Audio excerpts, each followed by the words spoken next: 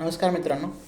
Recently global politics जर तुम्ही बघितलं की त्याला आता इंटरनॅशनल म्हणायचं का, इंटरनॅशनल रिलेशन म्हणायचं का, हा आता चर्चेचा मुद्दा आहे. की कारण ग्लोबल पॉलिटिक्स हे त्याचं खरं नेचर दिसून येतं आहे. ट्रम्प यांचं जे काही कोण चाललेलं आहे किंवा परवा त्याच्यावर कालच मला वाटतं काल खूप चांगलं आर्टिकल आलं होतं इंडियन एक्सप्रेसला की हे राजासारखे वागायला आहेत हे सगळे लोक जे आहेत ते, की आणि अनप्रेडिक्टेबल बिहेवियर ते आहे का, व्हिमजिकल स्वतःच्या व्हिम्स अँड फॅन्सीनुसार इंटरनॅशनल लीडर्स आता राजकारण करत आहेत का. म्हणजे हा पण त्यातला महत्त्वाचा मुद्दा आहे की जेवढं व्हेनेझुएलाच्या प्रेसिडेंटला किडनॅप केल्यावरती जेवढा गदारोळ झाला नव्हता युरोपमध्ये, तेवढा ग्रीनलँडची मागणी केल्यावर झाला.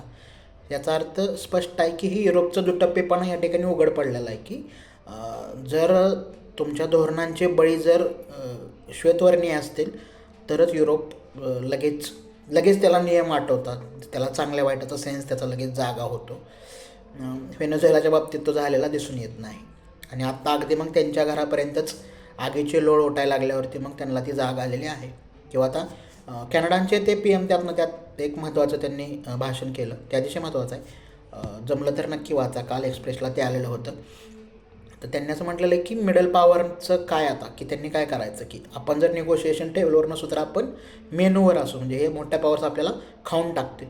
म्हणजे आत्ताचा जो पेच आहे 2026चा जो आहे तो, की जग ज्या प्रकारे बदलतं आहे, म्हणजे कोणीही कुठलाही रूल फॉलो करायला तयार नाही आहे. रूल बनवण्याच्या हेतूवर शंका आहे. अर्थातच ते बिहेवियरच तसं युनायटेड नेशनचं, त्यामुळे त्याच्यावरती शंका घेणं रास्त आहे डेव्हलपिंग कंट्रीजनं किंवा नॉन डेव्हलप कंट्री जे आहेत किंवा जे वीक 5 जे आहेत ते सोडले, म्हणजे नॉर्दर्न हेमिस्फिअरमधले जर देश सोडले तर बाकी सगळ्यांना नियमाबाबत शंका आहे.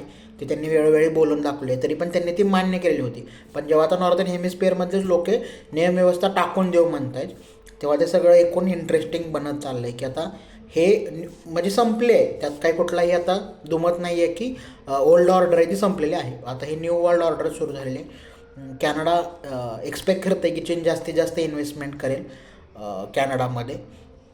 युरोपियन राष्ट्रांच्या पण आता चलबिचल सुरू झालेली आहे की ग्रीनलँडबाबत अमेरिका जरी आता त्यांनी म्हटलं होतं की आम्ही काही फोर्सचा वापर करणार नाही आहे वगैरे, परंतु त्या बेभरवशीपणा जो आहे तो एकूण तो त्यातनं दिसून आलेला आहे. आणि ह्यात इंटरेस्ट म्हणजे आपलं जे आहे की जे काही आपल्या गेल्या काही वर्षात आपल्या पॉलिसीचा जो फेसलेसपणा आहे परराष्ट्र धोरणाचा आपल्या, तर तो ह्यावेळेस बऱ्याच अंशी उघड पडलेला तुम्हाला दिसून येतं की भारताच्या म्हणजे स्वातंत्र्योत्तर भारतात कधीही असं एवढं चेहरा नसलेलं किंवा मूल्य धरून नसलेलं परराष्ट्र धोरण आपलं कधीच नव्हतं, जे की आत्ताच्या काही काळात झालेलं दिसून येतं आहे. कारण तुम्हाला जेव्हा तुम्ही परराष्ट्र राजकारणात वावरता तेव्हा काही मूल्यांना तुम्ही धरून राहावंच लागतं. त्यासाठी थोडीशी किंमत द्यायची जरी तुमची गरज पडली तर तुम्हाला ते करावं लागतं, कारण त्याशिवाय तुमची ती क्रेडिबिलिटी इंटरनॅशनल लेवलवर पण आणि तुमच्या देशांतर्गत पातळीवर पण ती डेव्हलप होत नाही. ते दरवेळी संधी साधूपणा हा किंवा त्याला ट्रेड किंवा फायनान्शियल फायद्यातच बघणं हे फारसं बरोबर नसतं, कारण ते लाँग रनमध्ये तुमच्या इमेजला डॅमेज करणारच असतं. तर ते आता काही अंशी खरं ठरतं आहे का. कारण आता तुम्ही जर बघितलं की आजचा तुम्ही अग्रलेख वाचला लोकसत्ता, तर ते परत तिथंच आलं की मिडल पॉवरनं परत मग तो कुठल्याही गटाचा भाग न होता म्हणजे परत नेहरूंपाशी ते आलेला आहे का. नेहरूंवर टीका करून पण त्याच्याशिवाय पर्याय नाही असं तुम्हाला आता हे 2026मध्ये कळलेलं आहे का, की मिडल पॉवर्सनं आता निगोशिएशन कुठल्या प्रकारे केलं पाहिजे. किंवा आता समजा EUच्या ज्या चेअर आहेत त्या आता आपल्या 26 जानेवारीच्या हे आहेत प्रमुख पाहुणे आहेत, तर त्या म्हणले की मदर ऑफ ऑल डील आम्ही आता करतो आहे आणि भारतासाठी एक मोठी संधी ते असणार आहे. फायनान्शियली ते खूप महत्त्वाचं आहे भारताच्या अर्थव्यवस्थेसाठी, की त्यातनं युरोपचं जर मार्केट आपल्यासाठी फ्री ट्रेड जर झालं, ओपन जर झालं, तर ते एक मोठी संधी असेल. इंग्लिश व्यतिरिक्त इतर भाषा जे लोक शिकत आहेत त्यांच्यासाठी पण ती मोठी संधी असेल. फ्रेंच असेल, जर्मन असेल किंवा डच असेल, कुठलीही तुम्ही युरोपियन लँग्वेज जर तुम्ही शिकत असाल तर त्यातनं खूप मोठ्या संधी त्या ठिकाणी निर्माण होऊ शकतात. परंतु हे नक्की आहे की एवढ्या सगळ्या गदारोळात ते कॅनडाचे PMचं भाषण तेवढंसं एक काहीतरी बाबा व्यवस्थित बोलणारा, काहीतरी सेन्स असलेलं बोलणारा कोणीतरी व्यक्ती त्या ठिकाणी आहे एवढ्या सगळ्या जे काही अनप्रेडिक्टेबिलिटी आहे त्यामध्ये. तर ते कंटिन्यू त्या ठिकाणी दिसून येईल. इतर काय असेल तर आपण त्यामध्ये ॲड करतच राहू. पण हे इंटरेस्टिंग आहे आत्ता सगळं की हे रिसेट होतं. हे एकूण जे इक्वेशन आहे तुमचं जगभरातलं ते आता रिसेट मोडमध्ये आहे की इथून पुढं काही काळ ते ह्यामध्ये खूप डॅमेज पण होईल, फायनान्शियली डिस्ट्रक्शन पण बरंचसं होईल.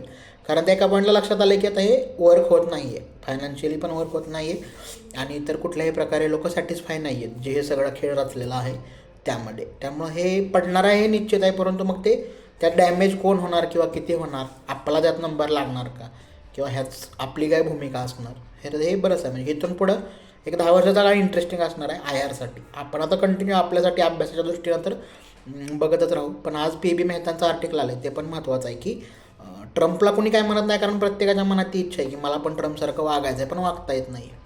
म्हणजे हे प्रत्येक ह्याच्याचं असतं की म्हणजे ज्याला काय म्हणलं की पॉवर करप्ट आणि absolute power corrupt absolutely, Lord Acton म्हटलं होतं तसं आहे ते की वाईट वागायचं आहे, वाईट वागायचं इन सेन्स मनासारखं वागायचं आहे, परंतु वागता येत नाही असं प्रत्येकाला वाटत असतं, त्याचे काही कन्स्ट्रेंट असतात. ट्रम्प रिअल पण वाटतो लोकांना त्यामुळं, म्हणजे जो नॉर्मल व्हाईट पीपल आहे अमेरिकेतला त्याला तो रिअल त्यामुळं वाटतो की त्यांना जे वागायचं असतं तो ॲक्च्युली वागतो. स्त्रियांबद्दलचे त्याचे विचार असतील, त्याचे नॉन अमेरिकन लोकांबद्दलचे विचार असतील, अमेरिकेत मायग्रेट होणाऱ्या लोकांबद्दल असतील, तर हे त्यांना जे रोज म्हणायचं असतं किंवा दारू पिल्यावर जे रोज म्हणतात पबमध्ये हे व्हाईट लोक एकमेकांना, ते ट्रम्प खुलेआमपणे म्हणतो. त्यामुळं पण त्यांना त्याचं आकर्षण आहे आणि तोच त्याचा मतदार आहे. त्यामुळे हे लोकशाहीचं जे एक जो ज्याला काय म्हणते की डिसॲडव्हान्टेज आहे तो तोच आहे की तुम्ही सेन्स असलेला आणि नॉनसेन्स असलेला ह्या दोघांच्याही मताची किंमत एकच आहे. त्यामुळं डेमोक्रेसी कुठपर्यंत, जे सॉक्रेटिस म्हटला होता की नाव त्याचं त्याने उदाहरण दिलं होतं की नाव चालवायचं तर तुम्ही कोणाला देणार, जो ज्याला नाव चालवता येते त्याला देणार का तुम्ही वोटिंग घेणार, आणि हां ह्याला आपण नाव चालवायला देऊन त्याला येतच नसले तर तुम्ही काय करणार, तुम्ही बुडणार. हा काळ आहे तो तर बुडायचाच काळ आहे का एकूण, म्हणजे रिपीट हिस्ट्री इट सेल्फ जे म्हटलेलं आहे, first as a tragedy, second as a farce, तसं होणार आहे का. तर हे सगळं इंटरेस्टिंग आहे असं बाहेरनं एक अभ्यास म्हणून बघण्यासाठी, विद्यार्थी म्हणून बघण्यासाठी. आपण त्यावर अजून बोलत राहावे.